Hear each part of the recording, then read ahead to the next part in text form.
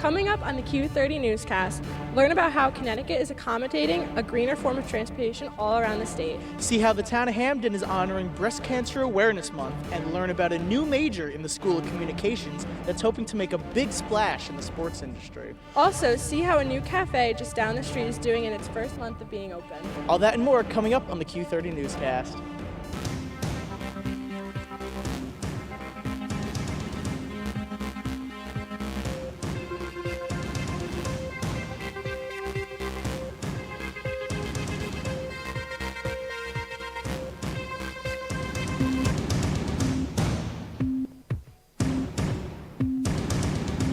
Good evening, Bobcat Nation, and welcome to the Q30 newscast. I'm Jackie Drovo. And I'm Mike Singer. Thank you all for tuning in. For those of you who like to get out there and bike and walk, there is good news for you.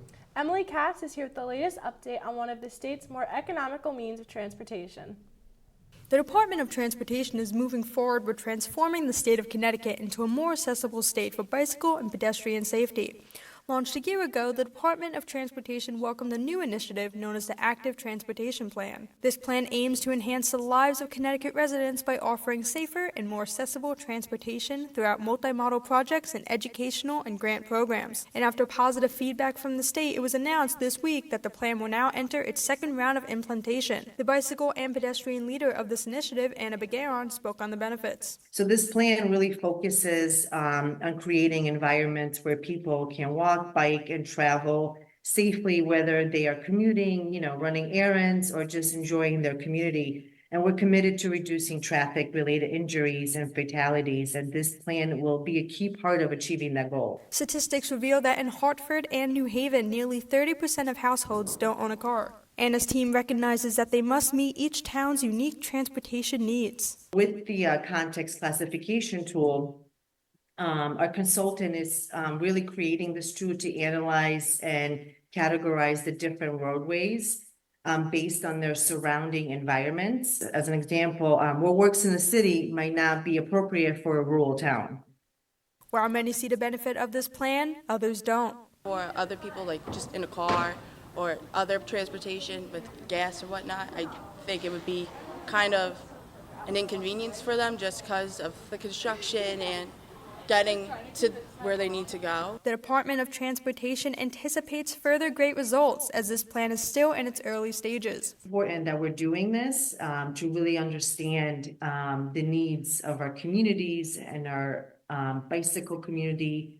It's an important investment for the entire state. Moving forward with this plan, the Department of Transportation's focus remains on expanding their community outreach to create a safer state for all residents.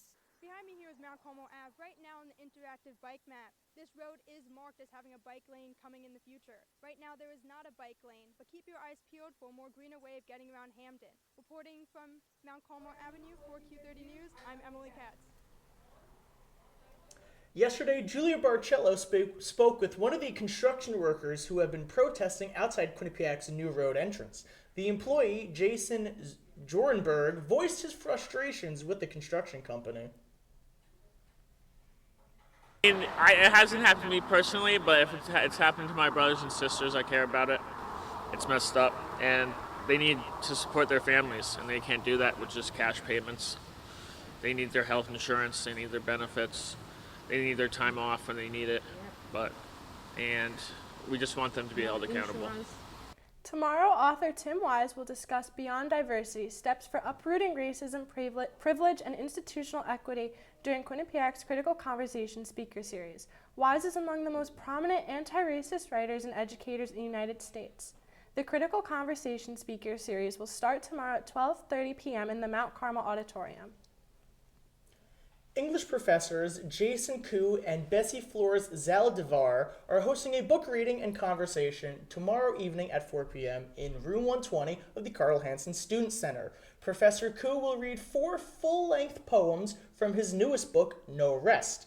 This book is the third that Professor Koo has written. His former works have won numerous prizes like the De Novo Poetry Prize and the Asian American Writers Workshop Members' Choice Award, for the Best Asian American Book of 2009. Now, October is Breast Cancer Awareness Month, and Q30's Ashley Potvin is live in Hamden with an update on their annual awareness event that just wrapped up. Ashley, what do you have for us? The annual Paint Hamden Pink event took place earlier today, where the Hamden community gathered together to spread awareness on breast cancer as the month of October is almost here. The event began 7 years ago and has a mission to educate the community and spread the word that early detection of breast cancer is the key to saving lives.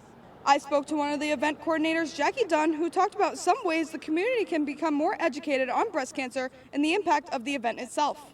I also had the opportunity to hear what WTNH's Laura Hutchinson and Hamden Mayor Lauren Garrett had to say regarding the topic of breast cancer. Stick around to see my full package on the event and what the community has to say. Mike and Jackie, back to you guys. You know, Mike, with school being in session, the temperature is slowly dropping, and I know how much you love the colder You're weather. absolutely right, Jackie. That means hockey season is right around the corner. And speaking of weather, Anthony Rossi is here with an update. Rossi? Thanks, guys. Well, Mike, I'm super excited about hockey season as well, but it's a little unlucky for the next 3 days, as taking a look at today, it does start a little bit chillier with a 68 high and a 61 low, but as we get into Thursday and Friday, the temperatures start to heat up more and more as we go from 74 to 77 highs and the lows of 60 and 59. Cooler in the nighttime, but a little bit hotter as we get into the week. And then take a look at Thursday. You got to break out the umbrellas and make sure we get ready for one of the first rain showers of the semester. I'll be back with a look around Connecticut and the 7-day forecast. But first, let's take our first commercial break of the night. Where did the time go? I don't know how I got here. You've done the hard part. You quit smoking. Now do the easy part and get scanned for lung cancer. If you smoked, you may still be at risk, but early detection could save your life. Talk to your doctor and learn more at savedbythescan.org. My name's Stacy, I'm 57, and I was adopted in 2020. One teen can come in and make you look at life in a whole different way. You know, he's my father, so I look up to him a lot. If I can be 10% of the man he is, I'll be a happy person for sure.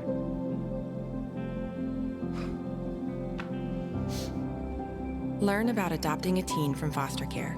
You can't imagine the reward. Visit adoptuskids.org. When I was in foster care, I never knew when I would have to move. So I always had my suitcase ready to go. Then one day, I was adopted. My new parents opened their hearts and home to me. My parents cook my favorite breakfast for me every morning. My parents take me on trips I never thought I would go on. They gave me a home and an even better reason to use that suitcase. My parents aren't perfect, but they're perfect for me. Thanks for sticking with us. In honor of Breast Cancer Awareness Month, earlier today, the town of Hamden hosted its Paint Hamden Pink event. Q30's very own Ashley Potvin has the latest. Ashley? Breast Cancer Awareness Month is right around the corner, and the local community held a kickoff to display the importance of educating yourself on breast cancer. Paint Hamden Pink took place earlier today to teach the local area on what breast cancer is, the risk factors of it, and what can be done to prevent it. Their mission is to spread awareness that early detection of breast cancer saves lives. Breast cancer touches the lives of everyone, not just the people who are affected by breast cancer, but also the survivors of breast cancer, their families, caregivers.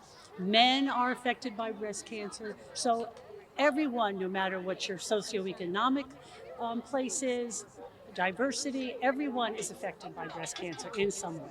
Members of the Hamden community, including WTNH's Laura Hutchinson and Hamden Mayor Lauren Garrett, spoke at the event about the importance of breast cancer awareness. They also shared several resources that can be used to detect breast cancer and support systems for both breast cancer patients and survivors.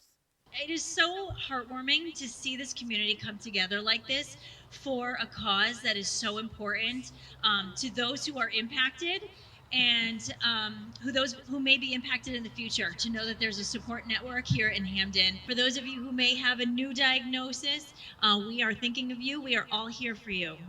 Hamden's Garden of Hope and Reflection is a special place for those in need of peace and reflection, a place to remember those who have passed due to breast cancer, to honor those who have survived breast cancer, and to recognize the importance of supportive caregivers. Jackie Dunn also spoke of their partnerships with resources the public can use for their monthly mammogram test.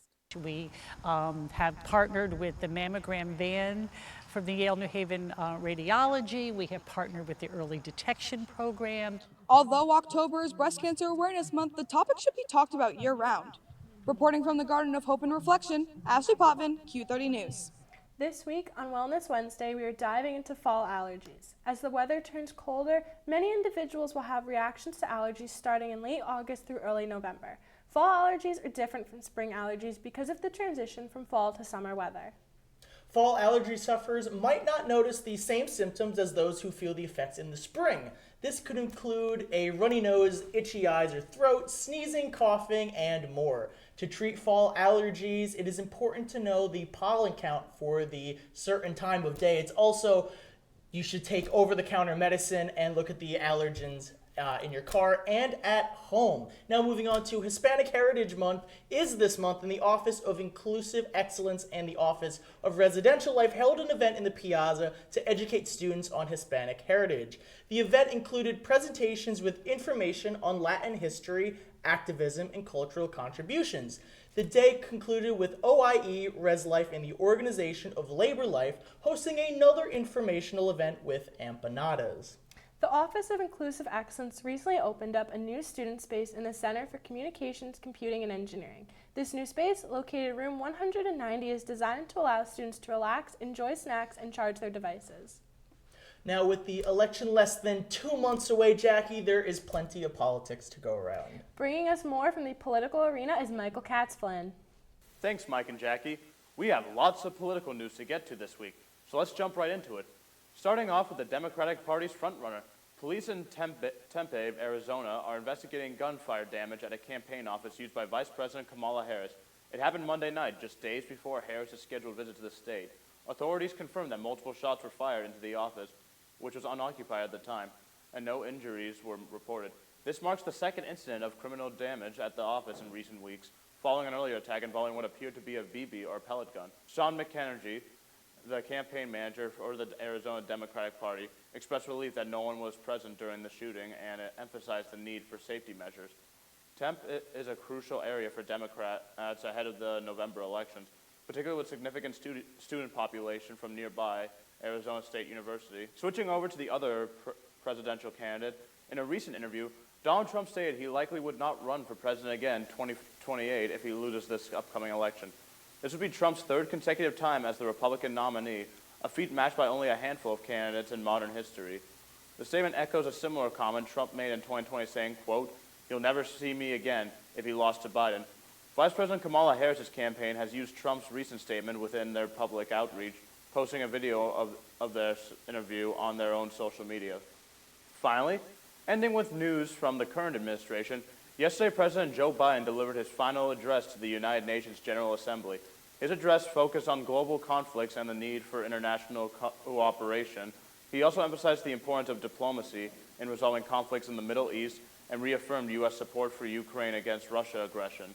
Defending his foreign policy record, the speech served as a capstone to Biden's long career in international affairs and highlighted his vision for American leadership on the world stage.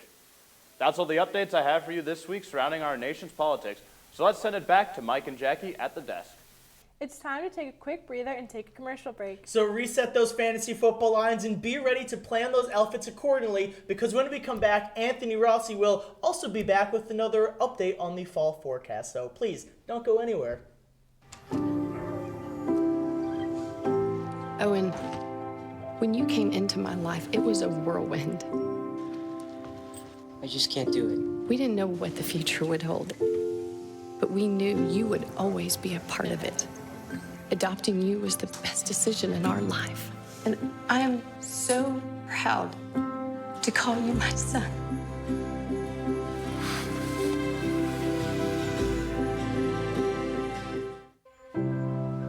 We are taught you don't talk about your problems with nobody because you could get in trouble. And I've been through a lot. Anxiety, depression, sexual assault. When I decided to get help, my life changed.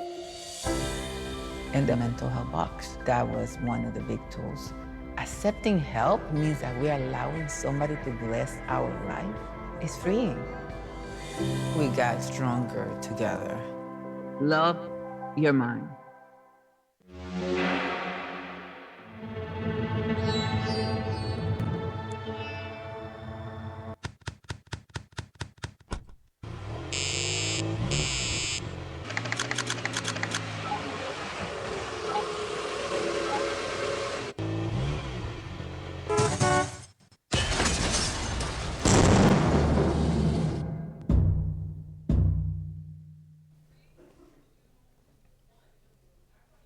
Welcome back, Bobcats. Thanks for sticking with us. And as promised, here's Anthony Rossi with the weather update. Anthony? Yeah, thanks, guys. Back with the rest of the 7-day forecast for the rest of the week. Taking a look into the weekend, Saturday and Sunday, a little bit sunny, a little bit cloudy, and it's a high of 74, high of 72. So it does get a little bit chillier for the hockey season that we were talking about. And as we look into Monday and Tuesday, the high gets up to 73 on Monday, gets a little bit chillier at night with a 57 low. And then Tuesday, we have a little bit of rain showers predicted once again with a 69 high and a 55 low. So make sure you take a look at that and make sure you have your umbrellas prepared. Yeah, and as we look into Connecticut for tomorrow, like I was talking about in my 3-day, we're looking at rain all around the entire state. Torrington's high will be 71. And as we get down to the shore, it's going to get a little bit warmer, 74 in Stamford and New Haven. As we look into New London gets a little bit cooler, high of 69, Norwich with a high of 70, and then Danbury, high of 72. So you're looking in that 72, 73 range. And guys, definitely going to have to break out the rain jackets and the umbrellas. But I'll send it back to you guys at the desk to see how you're going to prepare for the wet weather. You know what, Jackie? I think tomorrow when I go into work, I'm going to wear one of my Q30 TV sponsored hoodies. I think I'll take my umbrella with me. All right. Here to give the latest on news nationally is Miranda Patorti. Thanks, guys. While summer came to an end this week, mosquito season is not going anywhere. Recently, there have been new cases of West Nile virus, dengue fever, and eastern equine encephalitis, all of which are mosquito-borne illnesses. Health officials in California issued a statement last week after 3 cases of dengue were found in Los Angeles. The director of the Los Angeles County Department of Public Health, Barbara Ferrer, said, quote, "This is an unprecedented cluster of locally acquired dengue for a region where dengue has not been previously transmitted by mosquitoes," end quote. There have been 10 cases of eastern equine encephalitis, all severe, found within the eastern United States. Almost 6 months after the Francis Scott Key Bridge collapsed, the state of Maryland filed documents on Tuesday to go against a request to cap the ship's liability at $43.6 million. The request was part of a civil case in federal court started by the owner and operator of the Dolly. The state found it necessary to question the request since the money would cover the cost of removing the bridge debris from the Patapsco River, replacing the bridge, the toll revenue lost, environmental problems, and the 6 lives lost. The entire west coast of Florida is under hurricane watch as Hurricane Helene makes its way towards the United States. Formerly known as Tropical Cyclone 9, the storm is expected to reach the Gulf Coast of Florida by Thursday and has the potential to make landfall as a Category 3 hurricane. 41 counties were put under a state of emergency by Governor Ron DeSantis on Monday, then extended to 61 counties on Tuesday. Authorities are urging residents to use caution and prepare for the storm. Hurricane Helene will be the 4th one to hit the U.S. this year. That's all the time we have for national news tonight. Back to the desk. Yesterday marked the 6th annual Ethics Matter event hosted by the Public Relations Student Society of America in the Center for Communications, Computing, and Engineering. The 6th annual event celebrated the Public Relations Society of America September Ethics Month. The event featured experts in the communications industry who discussed the evolving landscape of communication ethics.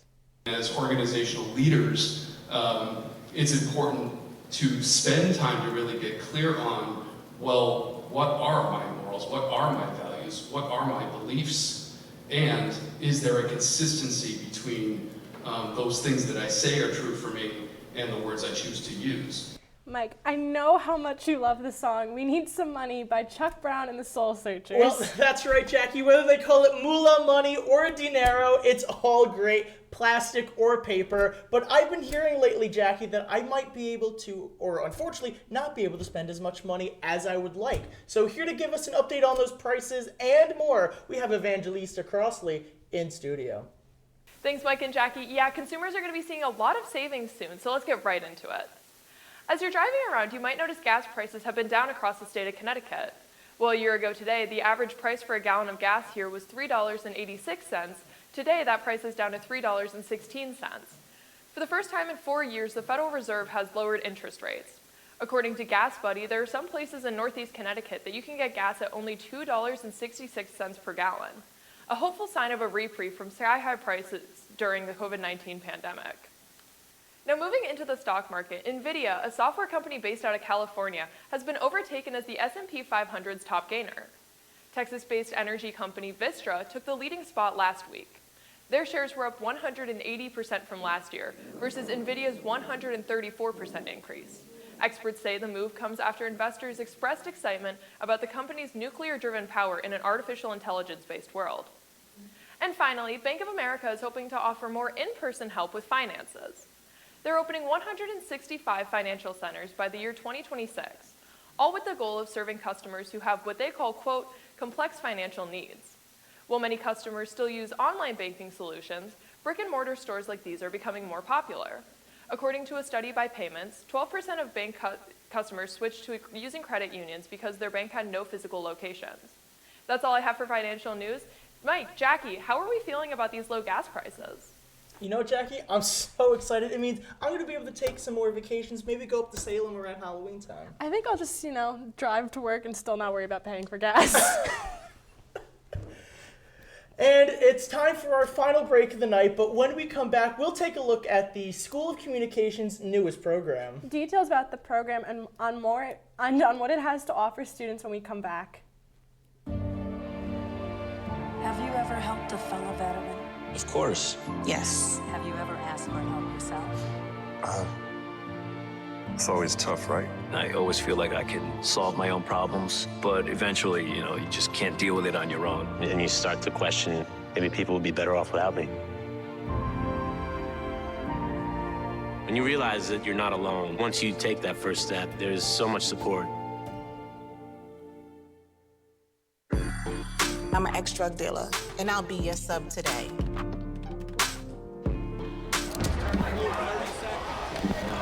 2 milligrams of fentanyl can be lethal. A lethal dose is in here. Who gets it, I won't know. It's cheap, it's potent, and it's profitable. The sad reality is, fentanyl is being mixed into everything now. More kids should know.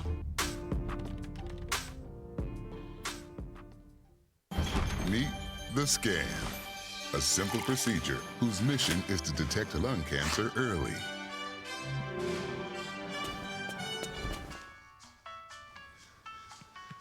I'm here to save you. But I feel fine. That's great, but you may still be at high risk for lung cancer. Oh man, that's a new fence. If you smoke, early detection could save your life. Learn more at savedbythescan.org. Launching in fall 2025, the School of Communications will be debuting a new sports communication major. Students will be able to earn their Bachelor of Arts in Sports Communication. The program is designed to provide students with networking opportunities, internships, and connections in the sports media industry. And now, fall sports are in a full swing. And if you missed the latest on your favorite team, Brady Mullen has the latest. Brady? Thanks, guys. Let's get right into this week's sports segment. This past Saturday, rugby traveled down to Maryland to take on the Navy midshipmen and gain their first win of the season. Their most recent meeting was last season, where the Bobcats came out victorious in a dominant fashion, 46-3. Quinnipiac started up hot in the first half, scoring 4 tries, 2 by first-year Layla Cox, 1 by graduate student Kat Story, and 1 by first-year Lily Morris. Junior Jillian Mason and graduate student Anna Van Dyke added to their total in the second half, when both scored a try just 10 minutes apart from each other. The midship tallied their first points of the match after sophomore Megan Alvarez scored on a penalty kick, but it would not be enough as the Bobcats would win 38-3. The Bobcats will have their first home game of the season on Saturday against Penn State. Volleyball competed in their last non-conference games of the season at the Dartmouth Invitational over the weekend. They began the Invitational against the Dartmouth Big Green, where they would end up losing the game in 5 sets. The Bobcats started off hot, winning the first 2 sets, but would drop the next 3. The team then went on to face the Providence Friars on Sunday, hoping for a different result. It was a very back-and-forth matchup, as this one would go to a 5th set. Despite the Bobcats' best efforts, it wouldn't be enough as Providence took the match, winning the 5th set 15-6. Elena Giacomini tallied 39 kills on the weekend, earning her MAC Player of the Week. The Bobcats start MAC play on Saturday at home against Rider University. Now, taking it from the court to the field, men's soccer faced off against the Yale Bulldogs. It was a defensive battle most of the game, as it wouldn't be until the 72nd minute that the Bulldogs defenseman Nick Miller would score and take the upper leg on the Bobcats. Just 5 minutes later, midfielder Philip Kangman would tie it for the Bobcats, making it 1-1 with 11 minutes remaining. In the 79th minute, goalkeeper Matthew Pisani entered the game for the first time this season after Carl Netzel collided with another player. In the final minutes of the game, defensive TJ Prestos would score a goal that would be enough for the Bulldogs' victory. The Bobcats return to the pitch tomorrow to face Fairleigh Dickinson at home. That's it for sports this week. Back to Mike and Jackie at the desk. Thanks, Brady. Now, Jackie, we saw rugby play a really great game against Harvard. I mean, a team they weren't able to beat for a while. Do you think that they have a chance to really make a run for that national championship? I definitely think they do. After listening to Q30 president and former beat reporter Brianna Trachtenberg's debate last night on Bobcat Breakdown, I definitely think they can go all the way. I absolutely agree with you. Now, Mike, you and I both love coffee and tend to frequent the local coffee shops. You're right, Jackie, and some people would even call me a coffee connoisseur. And Andrew Allison has more on a new coffee shop that opened up on Whitney Avenue earlier this month. There are many different cafes to choose from, but Cafe Royette in Hamden sets itself apart from the rest in many different ways. I'm here in Hamden at brand new Royette Cafe, where they make fresh coffee, tea, and drinks like Supply. The owner was inspired by her daughter's love for boba tea and dreamed to own her own boba tea cafe. I have like 8 years old kid, and she loved boba tea. And we went to so many places, and she said, "Mommy, one day I want to open a boba tea shop." They specialize in beverages, and their coffee is a special blend of Thai and Italian coffee beans. They also are constantly experimenting and trying new things. So we import those in here. So basically, we have those Thai coffee beans shipped out from Thailand, and we also have the Italian one. Can mix it together. Royette also offers food, such as pastries and other tasty food items, like fried chicken. We have fried chicken, and we have fried pork, the pork belly, and we have pizza. Pizza, we have the gluten-free and no cheese on it, so it's made from cauliflower.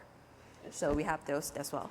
A special beverage that Cafe Royette serves is Supply, a mix of lemon and green tea sweetened with honey. It's basically green tea mixed with lemon tea and a lot of sweetness from honey. After you have like a coffee for like 2 or 3 days and you feel like, oh, okay, it's kind of a little bit shaking, go for that one. The food and drink paired with a welcoming atmosphere creates a relaxing experience that Quinnipiac students can enjoy close to home. Thanks, Andrew. Now, Jackie, I know tomorrow on my way to work when I'm feeling really tired, I know exactly where I'm going for a cup of coffee. And what do you think your order will be? You know what? If they have French vanilla, I really like that. I think French vanilla is very demure of me to have. I really enjoy it. Jackie, what is your favorite iced coffee or hot coffee? I'll go with French vanilla. Sometimes I'll switch it up with hazelnut, but right now it's French vanilla. Right now with fall, especially maybe a pumpkin spice latte doesn't hurt, right? No, it doesn't hurt at all. And ice or hot? I know it's a big debate among some people, especially in the region of the country that they live in. Ice or hot? I'll go with hot today because it's been so cold lately that I want hot coffee. Okay, you know what? Being from New York, I will say there's never a bad time for iced coffee. It could be in the dead of winter, negative 20 degrees. For all I care, I can always go for an iced coffee. Lots of cream, lots of sugar. Dunkin' never hurt anyone. I'm a big Dunkin' guy. I love my Dunkin' iced coffee. So thank you so much for sticking with us on this episode of the Q30 Newscast and for listening all about the latest on campus. And for more like this show, you can follow us on X at Q30 News and watch live on Q30 TV /watch. I'm Mike Singer. And I'm Jackie Drovo. From us, the producers, and everyone working behind the scenes. Good night, Bobcats. Bye.